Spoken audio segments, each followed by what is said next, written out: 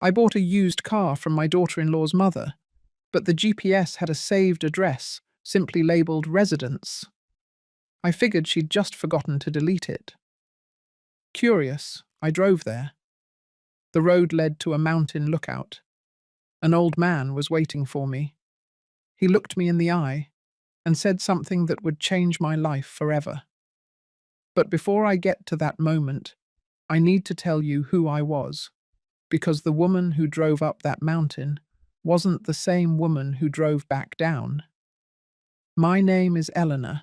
I'm 63 years old, and for the past 5 years, I'd been a shadow of myself. I don't know exactly when I stopped living. Maybe it was the day I buried my husband.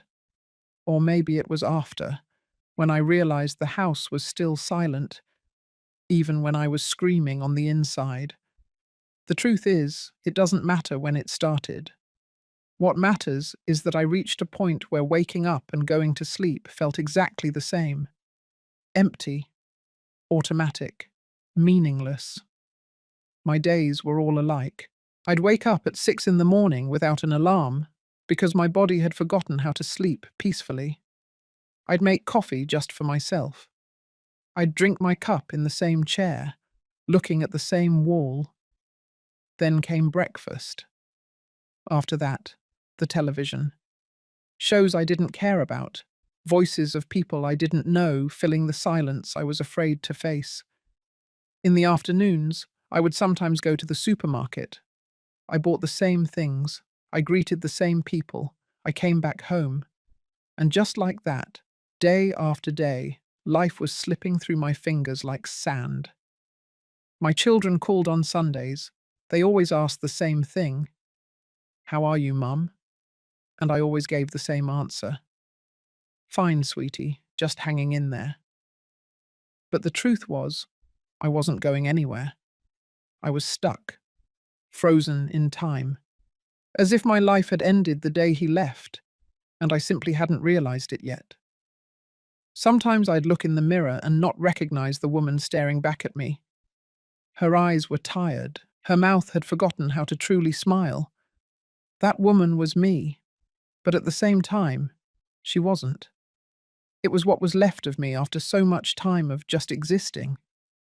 I didn't have close friends. Well, I had acquaintances, people I exchanged hellos with on the street or at church, but no one who really knew me. No one I could call at 3 o'clock in the morning and tell that I felt lost. I had stopped cultivating friendships years ago. First, because taking care of my sick husband consumed all my time. Then, because I simply didn't have the energy. And later, because I got used to the solitude. I became an expert at it. So much so that it started to feel more comfortable than company. My daughter-in-law Marilyn was one of the few people who still tried to reach out. She came to visit every 2 weeks, always with an excuse. "I was passing by and thought I'd drop off these cookies," or "I was nearby and wanted to check in on you." I knew she wasn't passing by coincidentally. I knew she came because she was worried about me. And even though I never told her, I thanked her in silence. Marilyn had that rare ability to be present without invading, to worry without judging. She was a good kid, better than my son deserved, to be honest. It was Marilyn who told me about the car. One afternoon in April, she came to my house with that look you get when you have something important to say but don't know how to start. We sat in the living room. "Brace yourself." And after a few minutes of small talk, she dropped the news. Her mother, Elizabeth, had passed away 3 weeks earlier. Cancer, quick and ruthless, as those things usually are. I had barely known her. We'd met a couple of times at family gatherings, exchanged courteous words, but nothing more. She was a quiet, elegant woman, always with a deep sadness in her eyes that I didn't know the source of.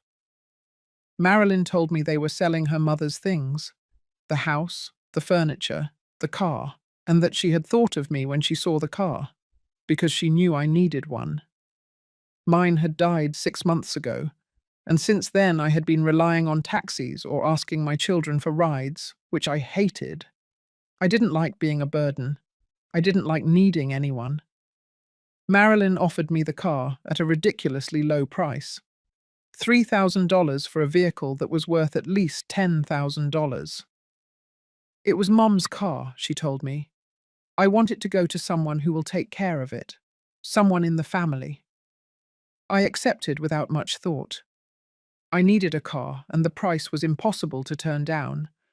But more than that, I think I accepted because it was easier to say yes than to explain why not. We signed the papers that same week. Marilyn handed me the keys with a sad smile. Mum took really good care of it, she said. I hope it serves you well. I nodded, I thanked her. And I went home with a car that still smelled of a dead woman's perfume. The first few days, I only used it for the basics. Going to the supermarket, the pharmacy, church on Sundays. It was a good car, a comfortable, quiet grey sedan.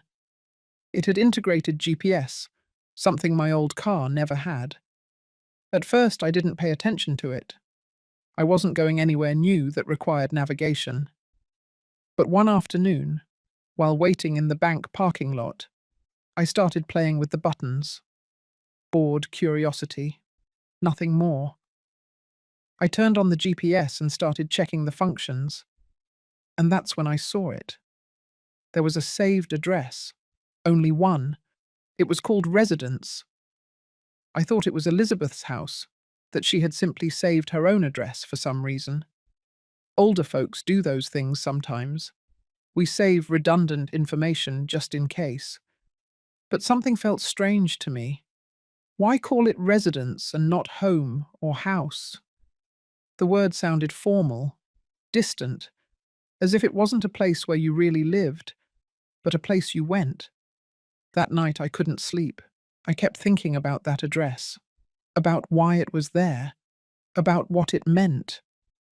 I told myself it was silly, that it didn't matter, that Elizabeth had probably saved it years ago and forgot to delete it. But my mind couldn't let it go, because deep down, I think I needed a mystery, something to break the monotony, something to make me feel curious again. And that address, so simple and so strange at the same time, was exactly that. The next day, I found myself looking up the address online. I copied the GPS coordinates and pasted them into the map. The location appeared in the middle of nowhere. A mountain road, 2 hours outside of Denver. No buildings marked nearby. No clear references. Just a dot on the map surrounded by green. An overlook, maybe. Or an abandoned place. It made no sense. Why would Elizabeth have an address like that saved? What was up there that deserved such a specific name? 3 days passed. 3 days where I couldn't think about anything else. I'd catch myself looking at the car keys, imagining myself driving up that mountain, wondering what I would find at the end of the road. I felt ridiculous. A 63-year-old woman obsessed with an address on a GPS. But at the same time, I felt something I hadn't felt in years. Something like excitement, like anticipation. As if a secret was waiting for me, and only I had the key to discover it. On the morning of the 4th day, I made a decision. I was going to go. I had nothing to lose. No one was waiting for me at home. I had no plans, no reason to stay. And maybe, just maybe, that place held answers. Or maybe it held nothing. But either way, I needed to know. I needed to follow that curiosity to the end. Because if I didn't, I knew I would regret it. And I already had enough regrets in my life to add one more to the list I carried in silence. I left early that morning, before I could change my mind. Before reason could convince me it was crazy. I dressed in comfortable clothes, filled a bottle of water, grabbed the keys, and left the house without looking back. The GPS was already on. The residence address was blinking on the screen like an invitation, or a warning. I wasn't sure which one. The first streets were familiar. I passed by places I knew. The bakery where I bought bagels on Saturdays. The park where I used to walk with my husband. The school where my children had studied decades ago. But as I drove further from the city centre, everything started to feel strange. The houses became farther apart. The buildings disappeared. The trees multiplied. And suddenly I was on a highway I had never seen before. The GPS guided me with that calm, robotic voice. Continue for 3 miles. Turn right. Keep on this road. I obeyed without thinking. My hands on the wheel, my eyes on the road. My mind in a place between fear and curiosity. I didn't know what I expected to find. Part of me thought I would arrive at an empty house, or an abandoned place with no story. But another part, the part that had kept me awake for 3 nights, knew there was something more. The road began to climb, sharp curves, trees so tall they blocked the sun. The air became cooler, cleaner.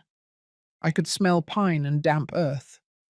It had been years since I had left the city like this, years since I had ventured beyond my small circle of security.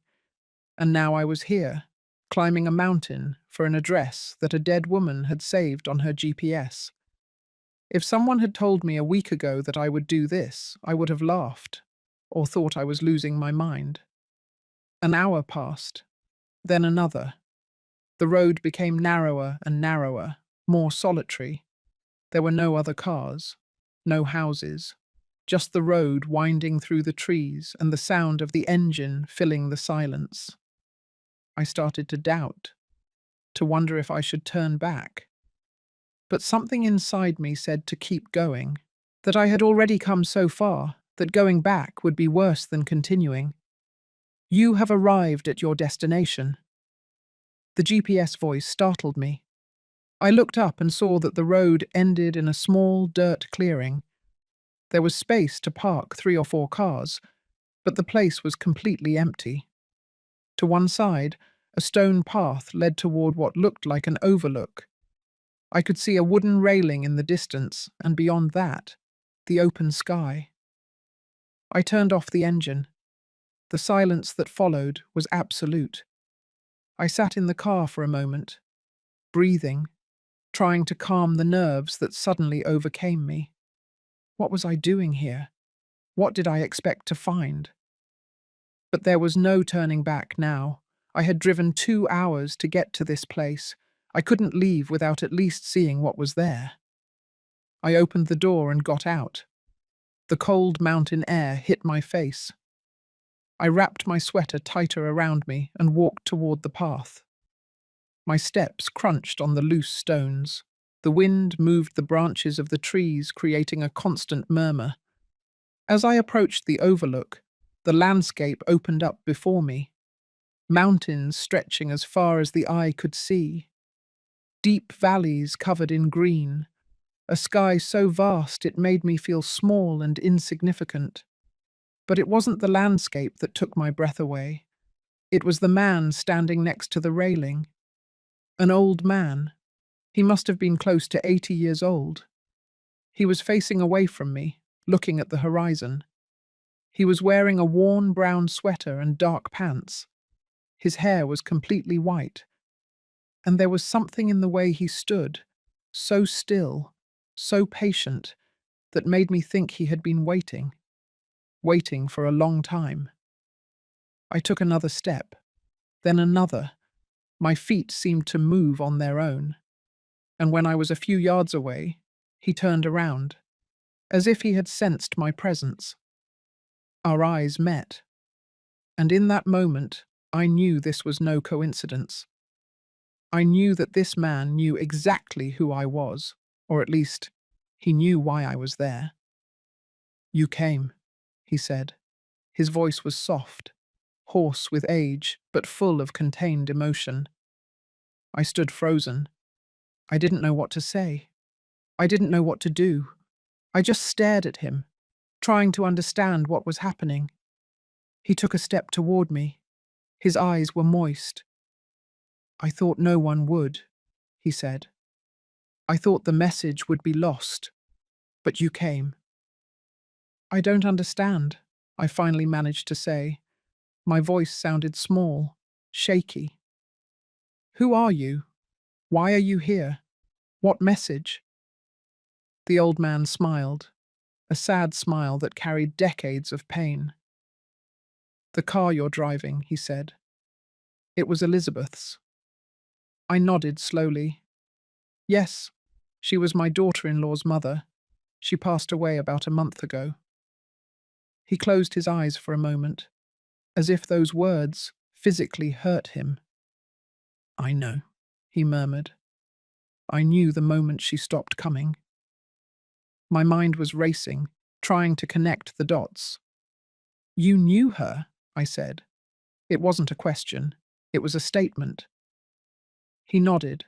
"I knew her my whole life, since we were children, and I loved her every day of those years, even when she wasn't around, even when I thought I would never see her again." There was something in the way he said it that broke my heart. I could feel the weight of those words, the pain of a lifetime of waiting. "Why did she leave the address on the GPS?" I asked. The old man turned back toward the horizon.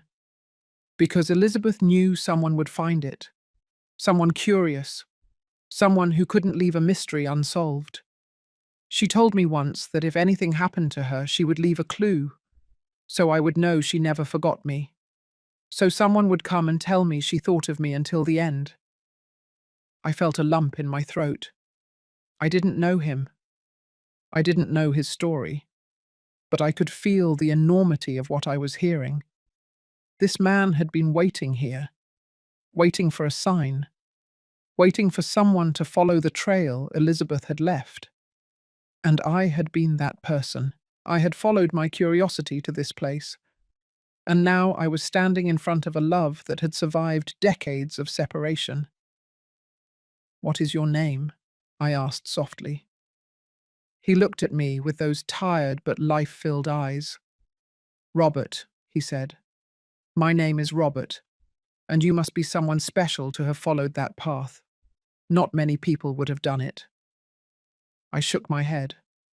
"I'm not special. I'm just a bored old woman who had nothing better to do." He smiled again. "That's what we all say when we do something brave.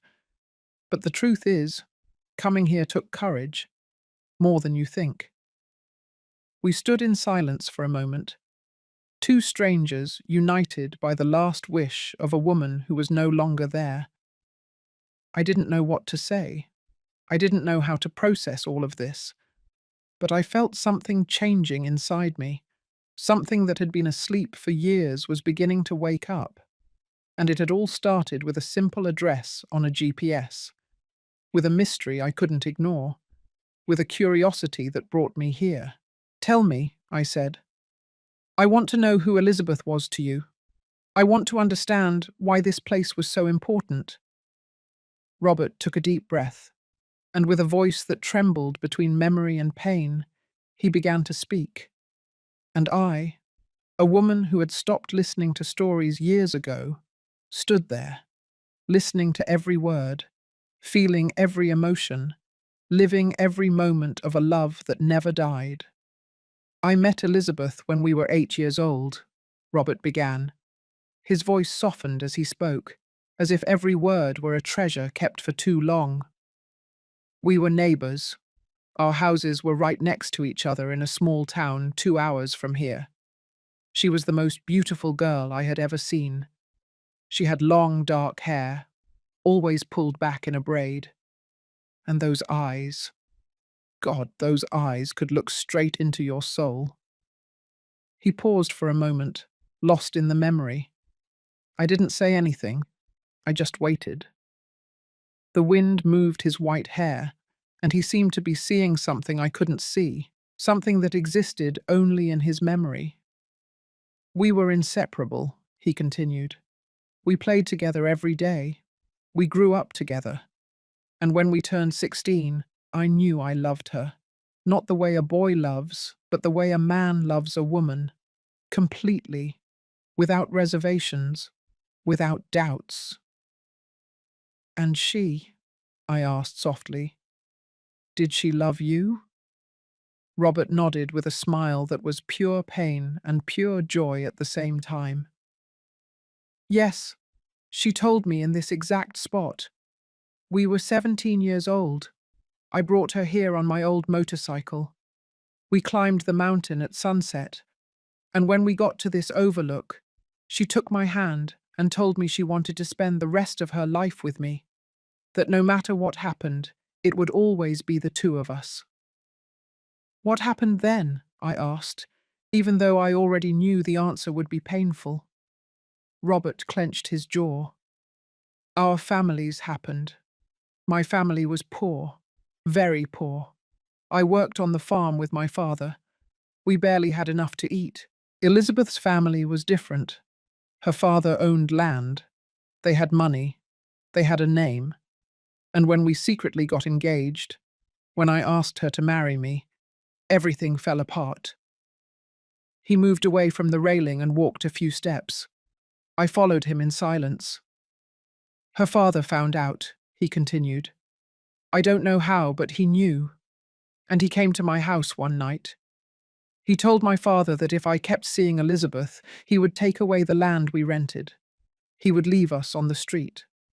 My father begged me to leave her.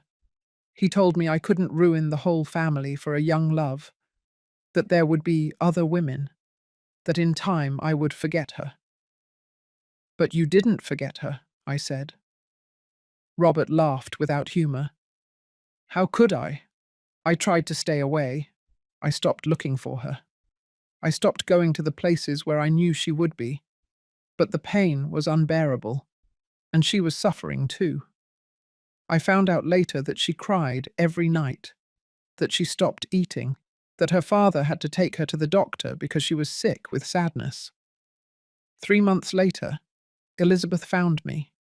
She found me working in the fields. She told me she couldn't take it anymore, that she would die if we weren't together. And I, God forgive me, I was weak. I loved her too much to let her go.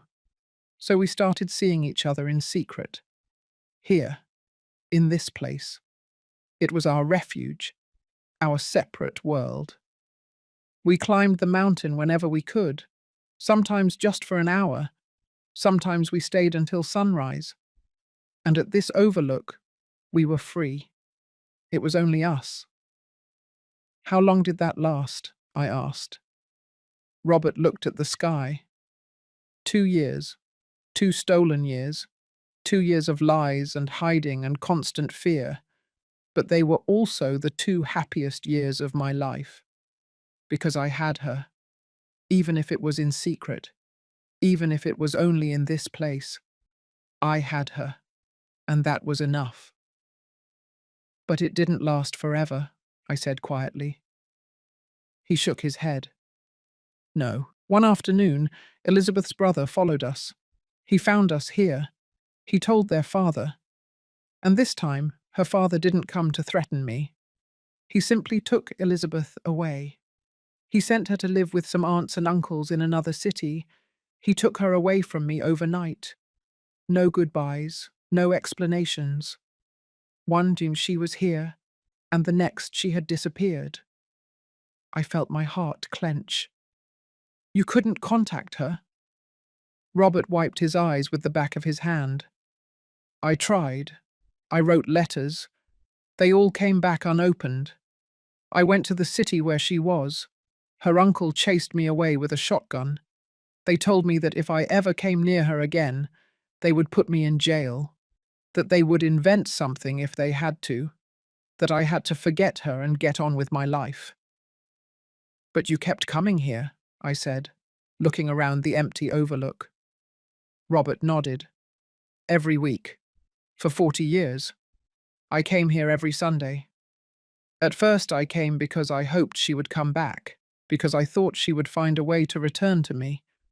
But months passed, then years, and she never came back. I found out she had gotten married. that she had children, that she had built a life without me. You didn't get married? I asked, even though I already knew the answer. He slowly shook his head. I couldn't. I tried dating other women. My family pressured me. My friends told me I was a fool, that I was wasting my life waiting for someone who would never return. And they were right. I was a fool. But I couldn't help it. Because every time I tried to kiss another woman, I saw Elizabeth's face. Every time I tried to love someone else, my heart reminded me that it already belonged to her. So you kept coming here, I said. Robert smiled sadly. Yes, it changed from hope to ritual. I no longer came expecting to see her. I came because this was the only place where I could still feel close to her, where the memories were so strong I could almost hear her laugh. I could almost feel her hand in mine. This place became my church, my confession, my refuge. We were silent.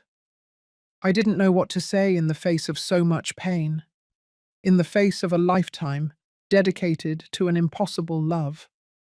Robert walked back to the railing and looked out over the valley.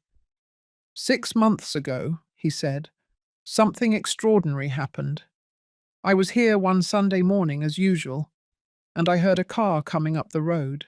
I didn't pay attention to it. Sometimes hikers come up, but when the car parked and the door opened, I saw her. It was Elizabeth. After 40 years, she was standing there, looking at me, and I couldn't move. I couldn't breathe. She came back, I whispered. Robert nodded, tears streaming down his cheeks. She walked toward me. She was no longer the 17-year-old girl I had loved. She was an older woman, with grey hair, with wrinkles. But her eyes were still the same. And when she spoke to me, it was as if not a single day had passed. Robert, she said, forgive me for taking so long. Forgive me for not being braver. I hugged her. I hugged her like I had dreamed of doing for 40 years. And we cried. We both cried like children. All the unspoken words. All the lives we didn't live together. All the lost time. It all came out in that embrace. She told me she never stopped loving me, that she thought of me every day of her life, that her marriage had been arranged, that she had been a good wife and a good mother, but her heart was never her husband's. It was always mine. Why did she come back after so long? I asked. Robert took a deep breath. Because she was sick. Cancer. The doctors gave her 6 months, and she decided she couldn't die without seeing me one last time, without telling me she always loved me, without saying goodbye in this place where everything began. We came here every week after that, Robert continued, his voice breaking. Every Sunday, like we used to when we were young. She drove from the city. I drove up in my old pickup truck. And we met here, in our spot. We talked for hours, about everything we had lived separately, about the children she had, about the jobs I had held, about the dreams that never came true, about the life that should have been ours. He sat down on the ground near the railing. I followed him, sitting down next to him. The wind blew softly and the sun began to set on the horizon. We didn't have much time, Robert said. We knew it. Every week that passed, she was weaker, paler. The cancer was consuming her. But she never missed a day, not a single Sunday, even when she could barely walk, even when the pain was terrible. She came, because these moments were all we had. I asked her if she regretted her life, marrying another man, not fighting harder for us.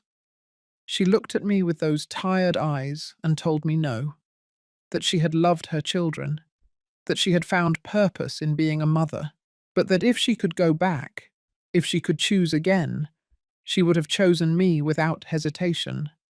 And that, in a strange way, gave me peace. knowing that I wasn't the only one who carried this love all these years. The last time we saw each other was 2 months ago, Robert continued. She was very ill. She could barely breathe. I told her not to come anymore, to stay home, to rest, but she insisted. She told me she needed to see me one last time, that she needed to say goodbye here, in the place where everything began. So she came. Her daughter Marilyn drove her in the car. She helped her get out, and left us alone for an hour. Marilyn knew? I asked, surprised. Robert nodded. Elizabeth told her everything. She told her our story. She told her I had been the love of her life. Marilyn cried when she found out. She cried for her mother, for me, for all the time we lost. But she understood, and she was generous enough to give us that last moment together. We sat here, Robert said, pointing to the exact spot where we were. Elizabeth rested her head on my shoulder. I held her, and we stayed like that, in silence, watching the sunset. We didn't need words. We had talked enough during those 6 months. We had already said everything. We just wanted to be together, to feel each other's presence, to memorize that moment, because we knew it would be the last. When the sun set completely, she lifted her head.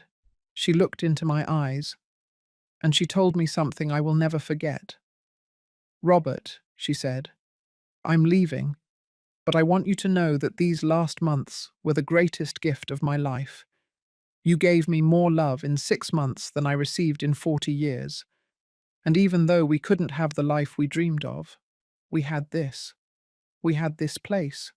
We had these moments. And that's enough. I told her I loved her, that I would love her until my last breath, that when I died, my soul would come looking for her, and we would finally be together, with no one able to separate us. She smiled, that sad smile she always had, and she kissed me. A long kiss, deep. A kiss that tasted of goodbye and promise at the same time. Then she told me something strange. She told me she had left a clue, a sign, that someone would eventually come. Someone who would find the saved address on her GPS, and that person would bring me a message. I didn't understand at the time. I didn't pay attention to it. I just thought it was the pain talking, that the medicine was confusing her. But I played along. I told her I would wait, that I would be here every Sunday as always. Waiting, Marilyn came back for her. She helped her walk to the car. Elizabeth turned around one last time, looked at me, and raised her hand in a wave goodbye. I raised mine too, and that's how we said goodbye. Without yelling, without drama. Just two people who loved each other their whole lives finally letting go. She died 3 weeks later. Robert wiped his tears. I didn't go to the funeral. I wasn't invited. And I wouldn't have gone, even if I had been invited. I didn't want to see her in a casket. I didn't want that to be my last memory of her. I preferred to remember her here, alive, smiling, with her head on my shoulder, watching the sunset. But I kept coming every Sunday, because I had promised her I would be here, and because in some way I felt like she was still visiting me, that her spirit was in this place, in the wind, in the trees, in the silence. And then today, when I saw that grey car come up the road, the car I knew so well, I knew it was the sign. I knew you were the person Elizabeth had mentioned. He looked directly into my eyes, and you came. I don't know who you are. I don't know why you decided to follow that address, but you came. And that means Elizabeth kept her promise. She left a trail for someone to find me, for someone to tell me she thought of me until the end, so I would know I wasn't crazy waiting here all these years, that what we felt was real, that our love mattered. I felt tears running down my cheeks. I didn't know what to say. Robert and Elizabeth's story was devastating. It was beautiful and tragic at the same time. And I had been the messenger without knowing it. I had followed my curiosity to this place and had found a love that survived decades of separation. A love that neither distance nor time nor death could destroy. She loved you, I finally said, my voice barely a whisper. She loved you until the end, and she wanted you to know that. Robert nodded. He closed his eyes. And for the first time since I met him, I saw peace on his face. Thank you, he said. Thank you for coming. Thank you for listening. Thank you for allowing me to tell this story. I've carried it alone for so long that sometimes I thought I would go crazy. We stayed sitting there as night began to fall. Two strangers who were no longer strangers. United by the last wish of a woman who had loved with all her being. I thought about my own life, about my own solitude, about the 5 years I had wasted just existing. And I realized that Elizabeth hadn't just left a message for Robert. She had left one for me too. She had shown me that true love exists, that it's worth the risk, that it's worth feeling, that a life without love is not really life, and that it's never too late. Elizabeth had been 62 years old when she went back to look for Robert. 62 years old and with only months to live. But she did it. She had the courage to follow her heart one last time, and those 6 months were enough. They were everything. Robert, I said softly. He looked at me. Thank you for sharing your story with me. You've taught me something I had forgotten, something I had buried along with my husband. You've reminded me that I'm still alive, that I can still feel, that I can still choose to truly live instead of just existing. He smiled. Then Elizabeth left a message for you too, not just for me, for you. That night, I drove back home in complete silence. I didn't turn on the radio. I didn't want any noise to interrupt the thoughts swirling in my head. Robert and Elizabeth's story had stirred something deep within me, something I thought was dead. I got home a little after 12 minutes past midnight. I went inside. I closed the door. And for the first time in 5 years, the solitude didn't feel comfortable. It felt wrong. It felt like a choice I had been making without realizing it. I couldn't sleep that night. I stayed awake, staring at the ceiling, thinking about Elizabeth, how she had lived 40 years with a hidden love in her heart, how she had been a good wife and a good mother, but never complete. And I thought about Robert, how he had waited his whole life, how he had chosen solitude rather than loving someone who wasn't her. And I wondered what was worse, living half-heartedly like Elizabeth, or not living at all like Robert. But then I thought about those last 6 months they had together, how Elizabeth had found the courage to come back, to look for him, to tell him the truth before she died.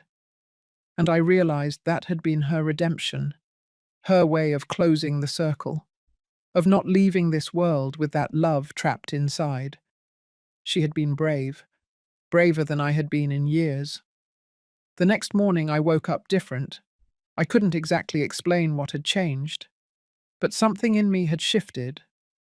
I made coffee as always, but instead of sitting in my chair staring at the wall, I went out to the patio. I hadn't done that in months. The garden was neglected, the plants half dead, but the sun was shining, the birds were singing, and the fresh air filled my lungs in a way that made me feel alive. I spent the day cleaning, pulling weeds, watering the plants that could still be saved. I worked until my back hurt and my hands were dirty with soil. But I felt good. I felt useful. I felt present. When I finished, I sat on the front step and looked at my work. It wasn't much, just a half-rescued garden, but it was something. It was a beginning. The following Sunday, I did something I hadn't planned. I took the car keys and I drove back to the mountain. I don't know why I did it. Maybe because I felt like the story wasn't over, or maybe because I wanted to see Robert again, to make sure he was okay.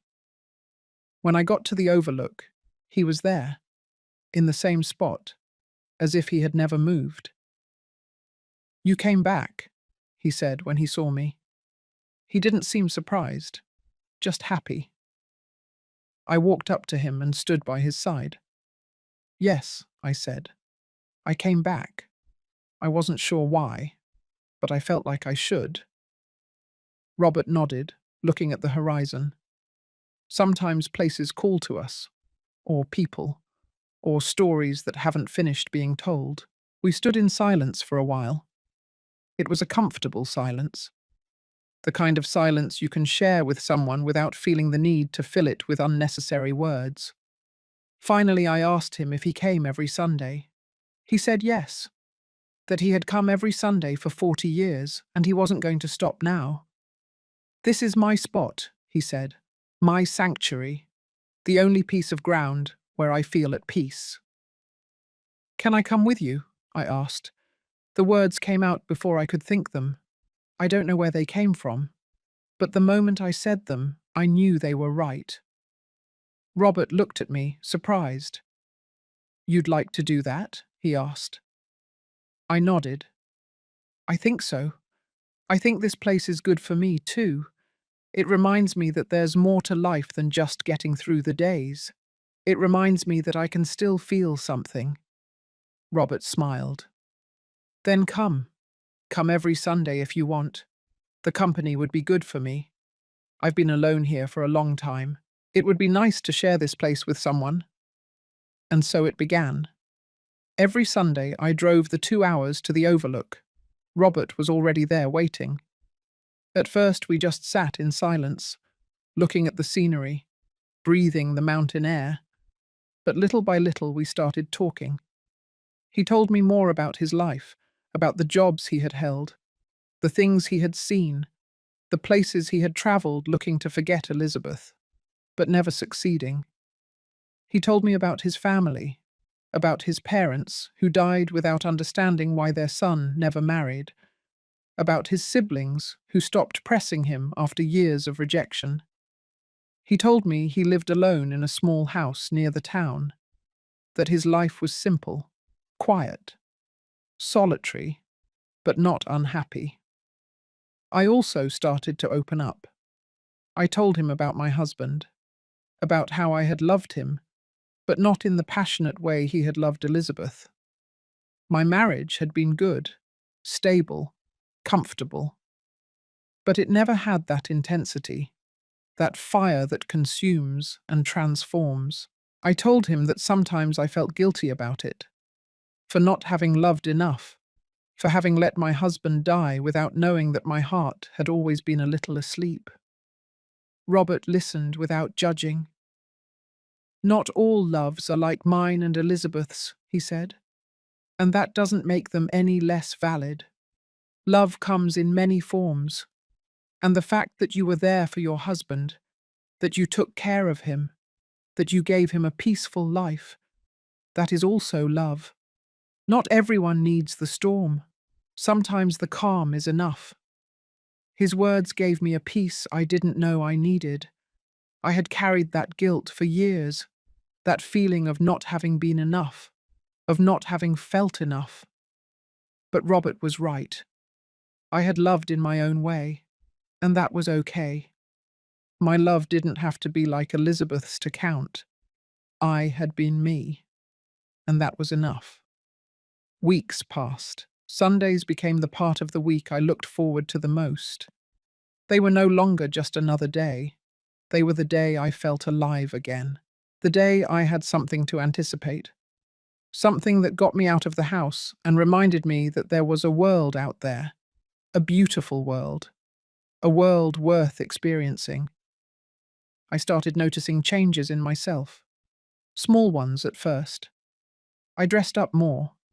Not just on Sundays, but every day. I wore clothes I liked instead of the first thing I found. I styled my hair carefully. I put on a little makeup. Not out of vanity, but because I started to care about how I looked again. I started to care about me again. I also started going out more. I went to the farmer's market on Saturdays instead of doing everything in one boring trip to the grocery store. I walked in the park. I sat on the benches and watched people go by. I accepted an invitation from a neighbor to have coffee, something I had rejected dozens of times before. And I discovered that talking to someone wasn't so terrible. Laughing, sharing stories. It was nice. It was necessary. My children noticed the change. My son called me one Tuesday night. "Mum," he said, "you sound different. Happier." I told him I was fine, that I had started going out more, that I had met a friend. I didn't tell him who Robert was. I didn't tell him the story.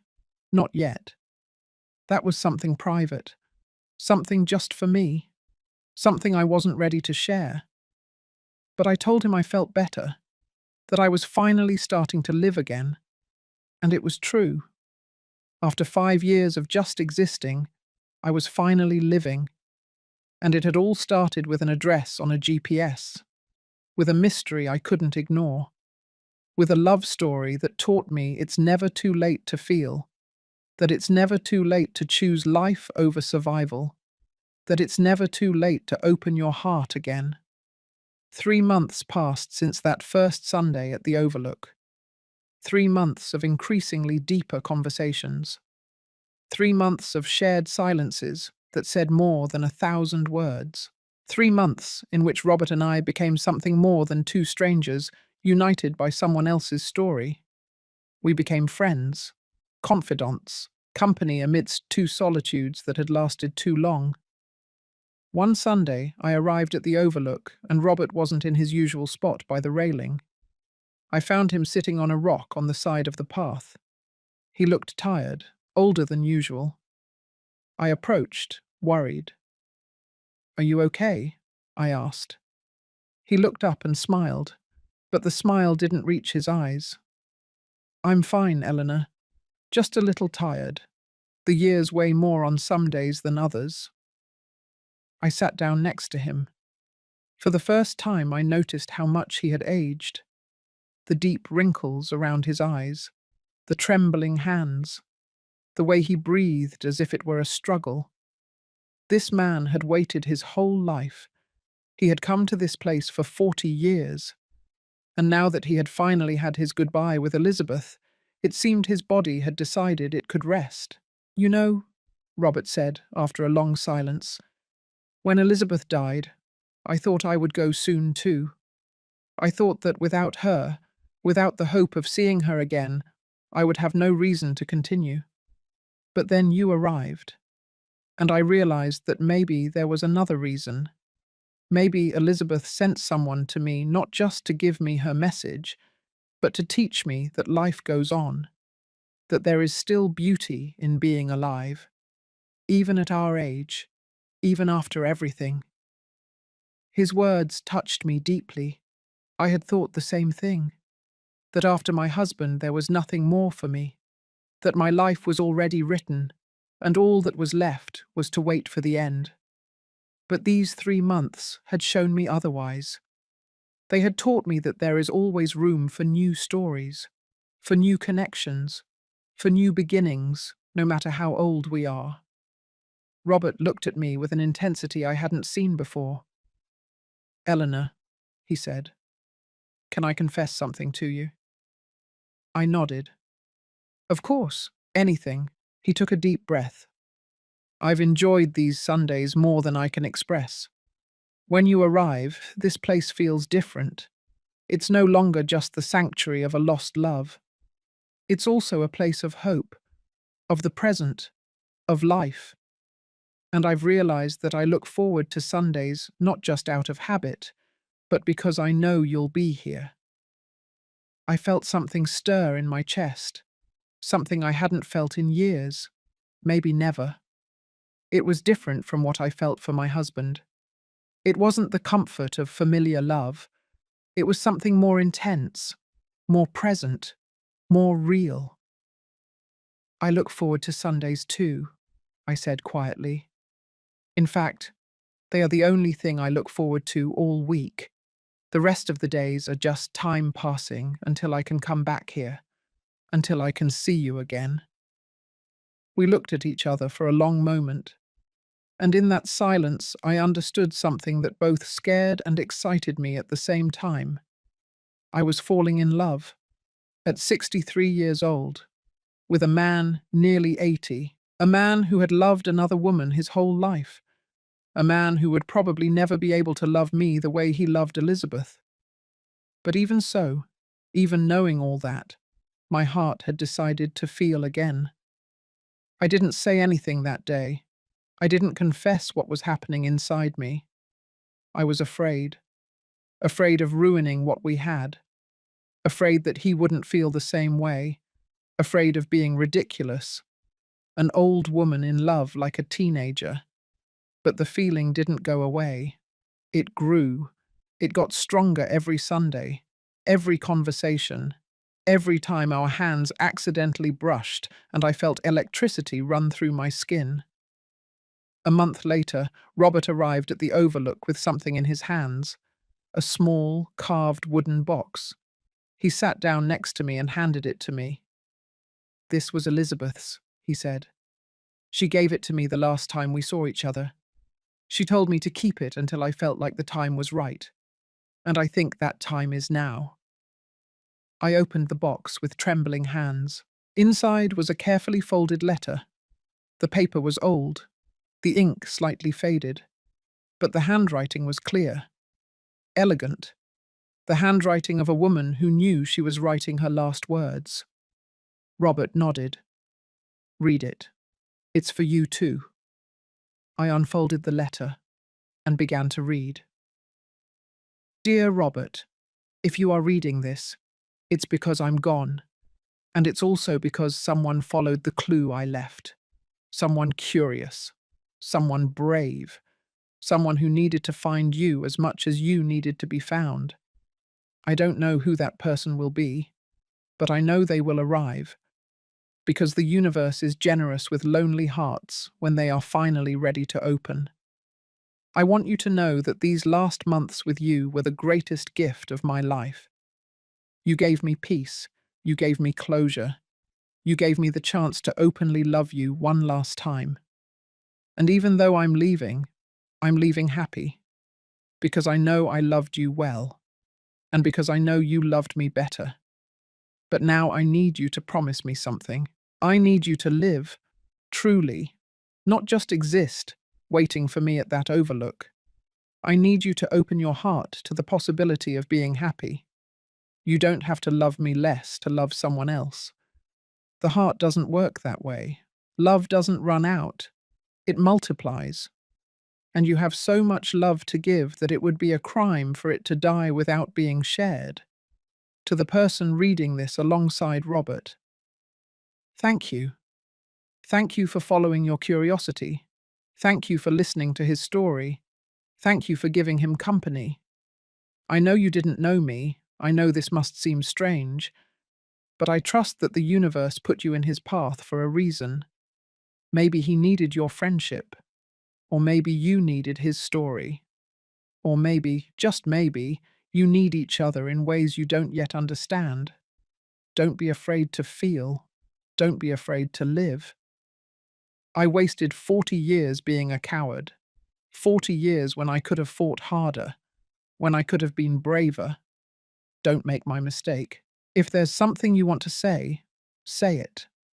If there's something you want to do it. Because time is cruel and unforgiving, and regrets weigh more than any mistake. With love, Elizabeth. Tears streamed down my face when I finished reading. I looked at Robert and saw that he was crying too. We stayed like that for a long time. Two broken people. Two lonely people. Two people who had found comfort in each other's pain. And now we had the blessing of a dead woman to dare to feel something more. Eleanor, Robert said, his voice husky, there's something I need to tell you. I shook my head. No, let me speak first, because if I don't say it now, I never will. And Elizabeth is right. I don't want any more regrets. I took his hand, the old, wrinkled hand of a man who had waited a lifetime. I've fallen in love with you, not the way I loved Elizabeth. That was fire, passion, a storm. This is different. It's softer, quieter, but no less real, no less important. Robert squeezed my hand. Me too, he said. I thought I couldn't love anyone else after her. I thought my heart had been buried with Elizabeth. But you showed me I was wrong. You taught me that the heart can love more than once, in different ways. And that's okay. That it's not a betrayal. It's just life. Life taking its natural course. We leaned toward each other. And there, in the very spot where Elizabeth and Robert had loved each other 40 years ago, we kissed. It wasn't a desperate kiss. It wasn't overflowing passion. It was tenderness. It was understanding. It was two tired souls finding refuge in each other. It was perfect. When we separated, both of us were smiling, shy smiles, like teenagers experiencing their first love. Because in some way, that was exactly what we were. Two older people experiencing something new, something they had never experienced like this, something that was worth every year of waiting, every year of loneliness, every year of pain. What do we do now? I asked. Robert looked at the horizon, that horizon he had looked at for 40 years, waiting for something that had finally arrived. We live, he said simply. We live for all the time we have left. Without fear, without guilt. We just live. And that was exactly what we did. The following months were like a dream I didn't want to wake up from. Robert and I continued to see each other every Sunday at the Overlook. But now we also saw each other during the week. He came down to the town and we spent the afternoons together. We drank coffee on my patio. We walked in the park. We went to the movies like two kids on their first date. And every moment felt precious. Every moment felt stolen from the time we had wasted being alone. The first time Robert came to my house, he stood in the entrance looking at everything with curiosity. It's a welcoming place, he said. It feels like you, warm, peaceful, full of hidden life waiting to come out. I made coffee, and we sat in the living room. We talked for hours, about everything and nothing, about our past lives, about our fears, about our hopes for the time we had left. I told him more about my husband, about how he had been a good man, but distant, about how our marriage had been more of a partnership than a romance. We took care of each other, I told him. We raised our children. We built a stable life. But there was never that spark, that deep connection. And for years I thought that was normal. That was just marriage. But now I realize I was settling. Robert listened without judgment. I don't think you were settling, he said. I think you were doing the best you could with what you had. Not everyone receives the same kind of love. And not everyone knows something different exists until they experience it. You were a good wife, a good mother. That counts. That matters. And now you are having a second chance. Not many people are that lucky. He was right. Not many people our age get a second chance at love. Most resign themselves, settle into loneliness or dead marriages. But we had found something different, something unexpected, and we weren't going to waste a second of it. I started introducing him to my neighbours, at first with some embarrassment. I didn't know how to explain who he was. My boyfriend sounded ridiculous at 63. My friend sounded too casual for what we felt. In the end, I simply said, "This is Robert, and let them draw their own conclusions. Most smiled knowingly, some were surprised, but no one judged, or if they did, I didn't care. One afternoon, Marilyn came to visit without calling. She knocked on the door just as Robert and I were on the patio. I opened it, and her face showed surprise at seeing an unfamiliar man in my house. "Marilyn," I said, "there's someone I want you to meet." We walked to the patio. Robert stood up, and when Marilyn saw him, her face changed. First confusion, then recognition, then tears. "You're Robert," she said, her voice breaking. "My mother's Robert." He nodded. "I am, and you must be Marilyn. Your mother spoke highly of you. She told me you were a good daughter, that you took care of her until the end." Marilyn put her hands over her mouth. "I can't believe you're together. My mother, she wanted this. She planned the whole thing." The three of us sat down, and I told them the whole story. How I had found the address on the GPS, how I had driven up the mountain, how I met Robert and heard his story, how we had started seeing each other every Sunday, and how we had eventually fallen in love. Marilyn cried as she listened. When I finished, she stood up and hugged Robert. "Thank you," she told him. "Thank you for making my mother happy in her last months. Thank you for loving her the way she deserved. And thank you for allowing Eleanor to be a part of this. My mother would have been so happy to know you found each other, that her story had this ending." Robert was crying too. "Your mother was the love of my life," he said. "But Eleanor is my second chance, and I'm going to honor them both by loving her well." After that afternoon, Marilyn became our biggest ally. She invited us to dinner with her and my son. At first, my son was confused, uncomfortable even. "Mum," he told me privately, "are you sure about this? Are you happy?" I looked him in the eyes. "Happier than I've been in years, sweetie. Robert makes me feel alive again. He makes me remember that there's still time to experience new things, to feel things I thought I wouldn't feel anymore." My son took a deep breath. "Then I'm happy for you, Mum. You deserve to be happy. And if he makes you happy, then he has my blessing." Those words meant more than he could ever imagine.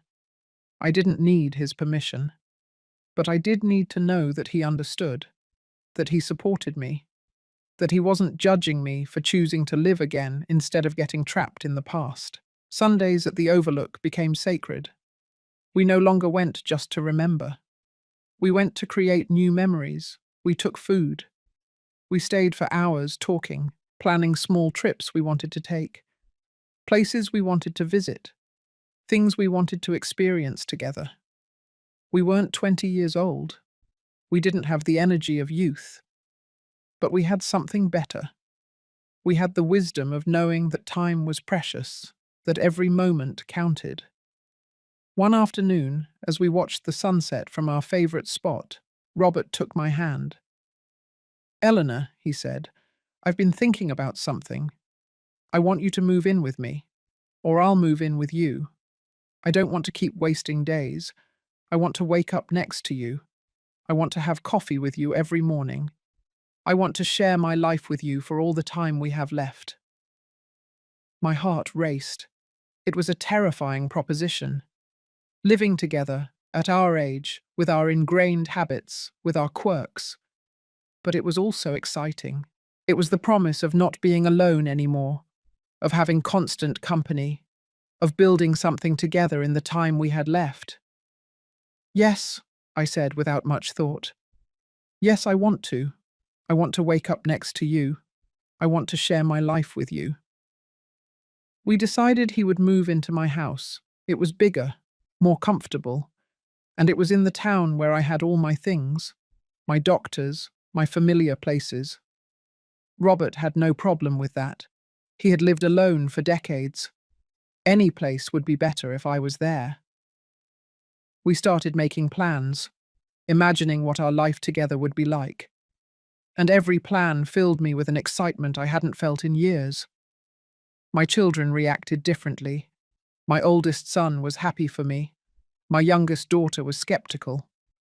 "Mum," she told me over the phone, "you barely know him. What if he turns out to be different when you live together? What if it doesn't work?"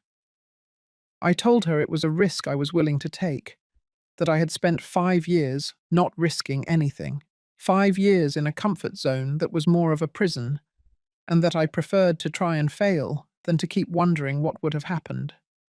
The move was simple. Robert didn't have many things.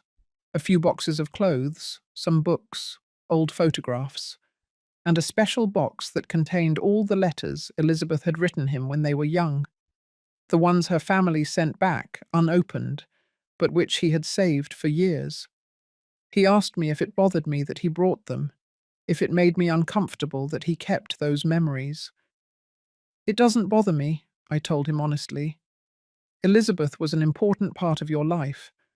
I'm not going to ask you to erase that. I'm not competing with her memory. I'm grateful to her, because her love for you and your love for her brought me here. They taught me that true love exists, and they gave me the chance to experience it myself." Robert hugged me tight. "I don't know what I did to deserve you," he said. "But thank you. Thank you for understanding. Thank you for not being afraid of a past I can't change." The first night Robert slept in my house was strange and wonderful at the same time. We ate dinner together. We watched television. And when it was time for bed, there was a moment of awkwardness. We hadn't talked about sleeping together, about sharing a bed. We were older. Our bodies weren't what they used to be. Our expectations were different. But when we turned off the lights and lay down, he simply took my hand. And that's how we fell asleep, holding hands like two children afraid of the dark. And it was perfect, because we didn't need more than that. We just needed to know we weren't alone, that someone was there, someone who understood us, someone who accepted us with all our wounds and our scars. I woke up in the middle of the night and watched him sleep, his quiet breathing, his relaxed face, and I felt a gratitude so deep it almost hurt. Gratitude for having followed that address on the GPS. Gratitude for having been curious enough, brave enough. Gratitude for Elizabeth and her last gift. And gratitude for this man sleeping beside me. This man who had taught me that it's never too late to live again. Living with Robert turned out to be easier than I imagined. We got used to each other with surprising naturalness. He got up early and made the coffee. I made breakfast. We spent the mornings reading the newspaper together on the patio. We dedicated the afternoons to walking in the neighborhood or simply being home enjoying each other's company. And we spent the nights talking until sleep overtook us. Not everything was perfect. We had our differences. He was more organized than I was. I was more impulsive than he was. Sometimes we argued over silly things, over how to fold the towels or what temperature to set the air conditioning. But even those arguments had something beautiful about them, because they meant that we were building a life together, that we were learning to compromise, to negotiate, to find a middle ground. One morning, 2 months after he moved in, Robert woke up coughing. At first I didn't pay attention to it. It was just a cough, probably a cold. But days passed and the cough didn't improve. It got worse. He tired easily. He lost his appetite. And one night as we slept, I heard him struggling to breathe. That scared me. The next morning I forced him to go to the doctor. The tests took 2 weeks, 2 weeks of uncertainty, of silent fear, of sleepless nights imagining the worst. Robert tried to stay calm, to act like nothing was wrong, but I saw the fear in his eyes. I saw how he looked at things more closely, as if he were memorizing them, preparing to say goodbye. When the results finally arrived, the doctor gave us the news with a delicacy that only made it hurt more. Lung cancer, advanced. It had probably been developing for years without symptoms. Treatment could give him a few more months, maybe a year, but it was aggressive, and at his age his body might not withstand the chemotherapy. He had to decide, quality of life or quantity of time. We left the office in silence. We got in the car, and we sat there without saying anything. Finally, Robert spoke. "I'm not going to do the treatment," he said. "I'm not going to spend my last months feeling worse than I already do. I want to live, truly live, for all the time I have left. I want to enjoy every day with you without being sick and weak from the medicine." I wanted to argue. I wanted to convince him to fight, to try anything that could give him more time. But when I looked into his eyes, I understood. He had waited a lifetime. He had suffered 40 years of loneliness. And now that he had finally found peace, he wasn't going to waste his last months in hospitals and painful treatments. He was going to live, and I was going to be by his side. "It's okay," I said, taking his hand. "We'll do it your way. We'll live every day as if it were a gift, because it is. And when the time comes, I'll be with you. You won't be alone. I promise you." Robert squeezed my hand, tears in his eyes. "Thank you, Eleanor. Thank you for understanding. Thank you for not forcing me to fight a battle I don't want to fight. Thank you for simply being here." The following months were the most intense of my life. Knowing that time was limited, every moment became precious. We did all the things we had planned. We went to the beach, something neither of us had done in years. We sat on the sand watching the ocean for hours, feeling the sun on our skin, listening to the waves, living fully. We visited nearby towns neither of us knew. We ate at new restaurants. We tried foods we had never tried. We bought ice cream and ate it walking through the park like children. We went to the theatre, the museum, concerts. We did everything Robert's body allowed. And when he was too tired to go out, we stayed home, watching movies, reading, simply being together. Every Sunday we still went up to the Overlook, even when Robert could barely walk, even when he had to stop every few steps to catch his breath. He insisted on going. "This place is sacred," he would tell me. "I loved Elizabeth here. I met you here. My life gained meaning here. I want to keep coming until I can't anymore." And so we did. Until the last Sunday he could make it up. That day, sitting in our favorite spot, Robert told me something I will never forget. "Eleanor," he said, "I want you to know that these last months have been the happiest of my life. Yes, I loved Elizabeth with all my soul, and yes, I waited for her for decades. But what I have with you is different. It's real. It's present. It's complete. And I wouldn't trade a single day of this time together for anything in the world." I cried when I heard him say that, because I felt the same way. These months with Robert had been more meaningful than entire years of my previous life. He had taught me to truly live, to feel deeply, not to be afraid of love just because it comes with the possibility of loss. Love always comes with that possibility, but it is worth it. It is always worth it. There came a point when Robert could no longer get out of bed. His body was finally giving up. I hired a nurse to come during the day, but the nights were mine. I lay down next to him. I held his hand.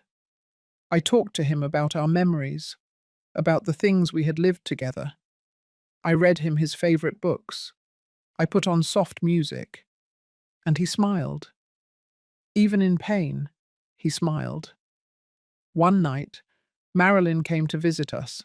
She brought my son with her.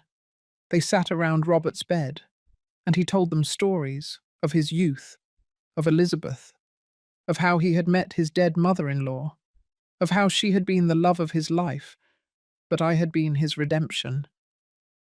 My son cried.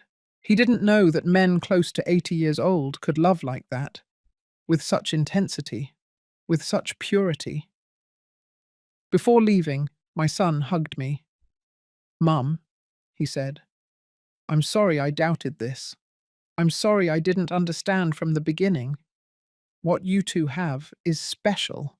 It's rare, and I feel lucky to have witnessed it. You taught me that it's never too late for love, that you should never give up." Those words gave me peace, because they meant that what Robert and I shared hadn't just changed us, it had touched others too. It had inspired. The last week was the hardest. Robert slept most of the time.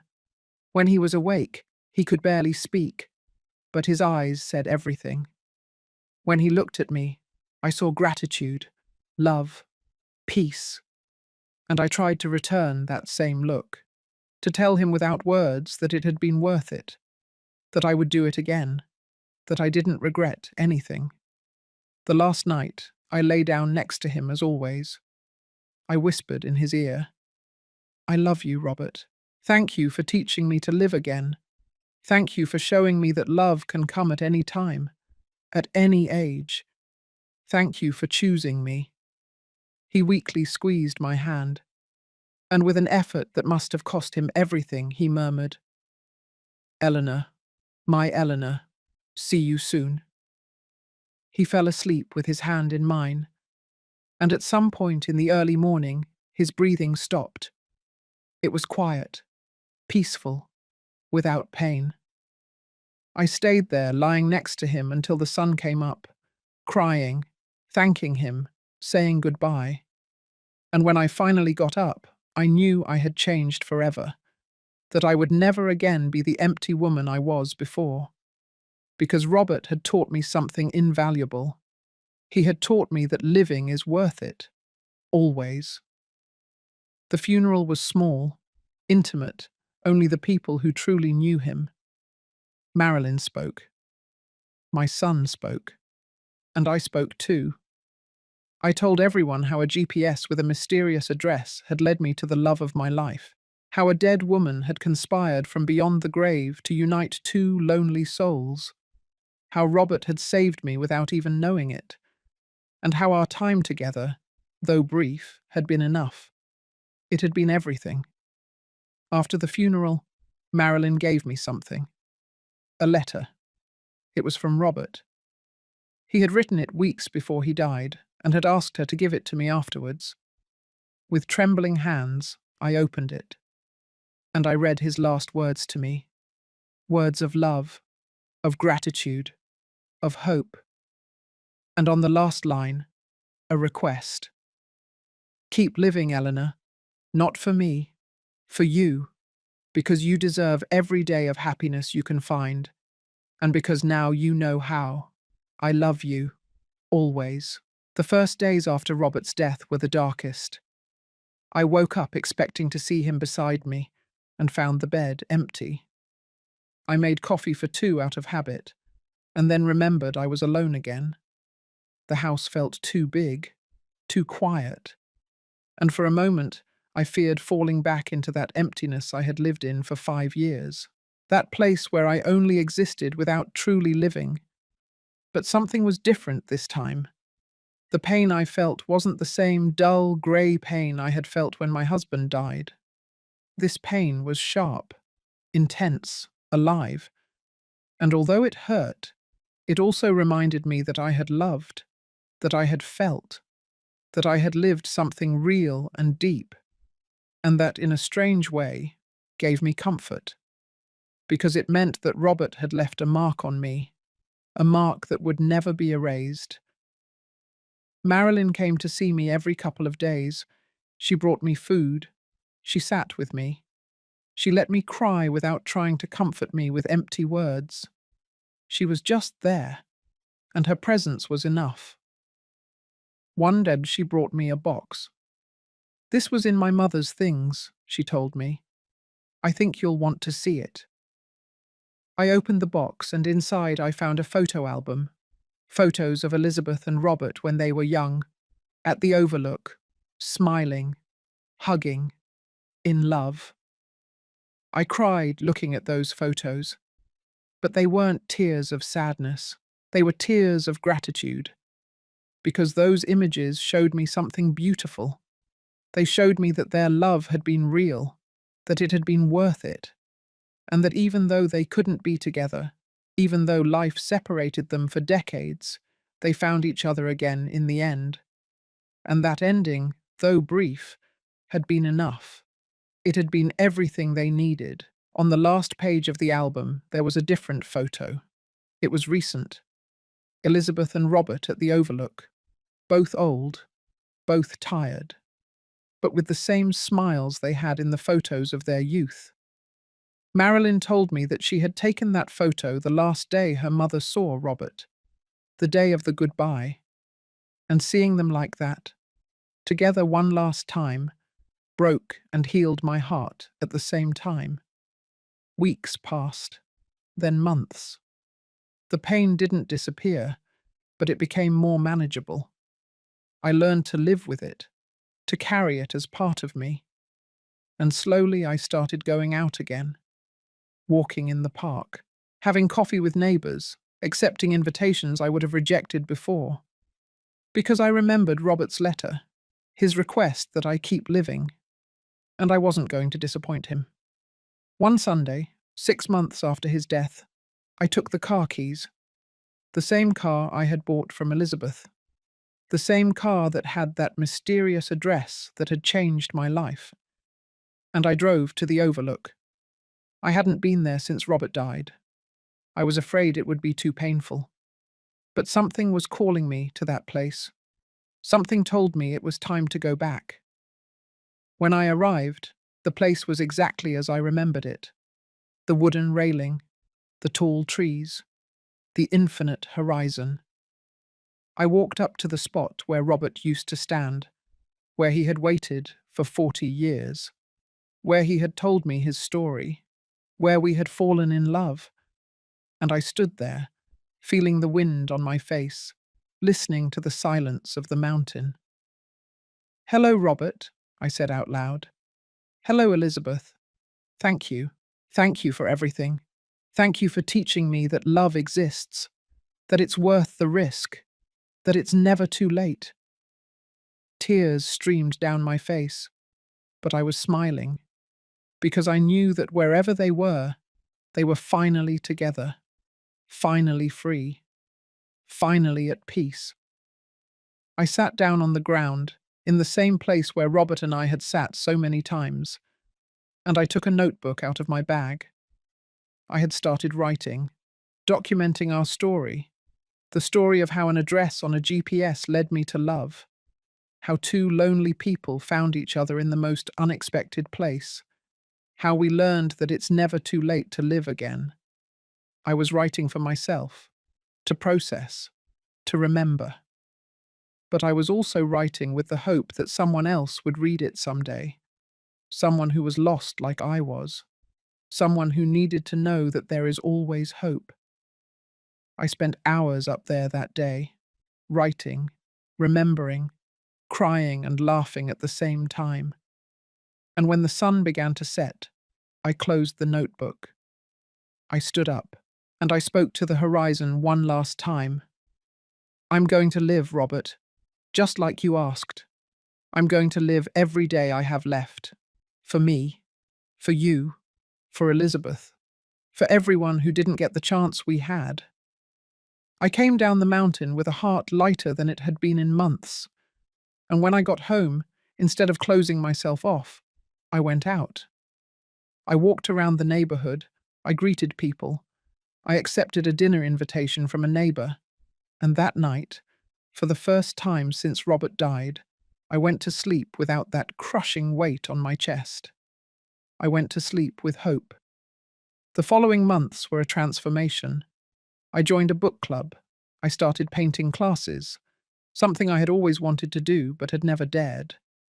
I traveled alone for the first time in my life. I went to the town where Elizabeth was born. I visited the places she and Robert had loved, and in every place I felt their presence. I felt like they were guiding me, encouraging me to keep going. I met new people. I made friends, women my age who were also learning to live again after loss. We got together on Thursdays for tea and shared stories, and I told them mine, the story of the GPS, the Overlook, Robert and Elizabeth. And they all cried. They all told me it was the most beautiful story they had ever heard, that it gave them hope, that it reminded them that it's never too late. A year after Robert's death, I went back to the Overlook. This time I didn't go alone. I took Marilyn. I took my children. I took my friends from the book club. And there, in front of that infinite horizon, I read the entire story aloud. Everything I had written, everything I had lived. And when I finished, everyone was crying. But they were good tears, tears of hope, of inspiration, of gratitude. Marilyn hugged me tight. "Thank you, Eleanor," she told me. "Thank you for loving Robert. Thank you for honoring my mother's memory. Thank you for proving that love has no age, that it's never too late to start over." My son hugged me too. "I'm proud of you, Mum," he said. "You taught me more in these last 2 years than in my whole life. You taught me to be brave, not to be afraid to feel, to truly live." Those words filled me with a deep joy, because they meant that my story hadn't just changed me, it had touched others, it had inspired, it had taught. And that was exactly what Elizabeth had wanted. That's why she had left that address on the GPS, not just so Robert would know she loved him until the end, but to create a chain of love, of hope, of transformation. Today, Yibidi, I am 65 years old. 2 years have passed since I bought that car. 2 years since I followed my curiosity to a mountain. 2 years since I met Robert. And even though he is gone, his impact on my life remains immense. He changed me. He saved me. He taught me to live. I am no longer the empty woman who only existed. Now I am someone who lives fully, who feels deeply, who is not afraid to take risks, who knows that love can arrive at any time, at any age, in any form, and that it always, always is worth it. I still go up to the Overlook every Sunday. It's my ritual, my way of honoring Robert and Elizabeth, my way of reminding myself that I must keep living. And every time I'm up there, looking at that infinite horizon, I feel like they are with me, guiding me, protecting me, reminding me that life is a gift, that every day counts, that it's never too late. And if I could give one piece of advice to anyone reading this, to anyone who feels lost, empty, resigned, I would tell you this: follow your curiosity, dare to explore, dare to feel, because you never know where a simple saved address on a GPS can lead you. You never know what story is waiting for you at the end of the road. You never know when life is going to give you a second chance. And when that opportunity comes, take it. Don't be afraid. Don't hesitate. Don't settle for just existing. Live completely. Live without regrets. Because in the end, the only thing that matters is the love you gave and the love you received, the experiences you lived, the people you touched, and the moments you dared to fully feel. This was my story, the story of how a mysterious address led me to love, led me to myself, led me to the life I should have been living all along. And I hope my story inspires you to seek your own, to follow your own path, to dare to truly live, because we all deserve that opportunity. We all deserve love. We all deserve to feel alive. Regardless of age, regardless of the past, regardless of anything, it's never too late. Remember that. It's never too late.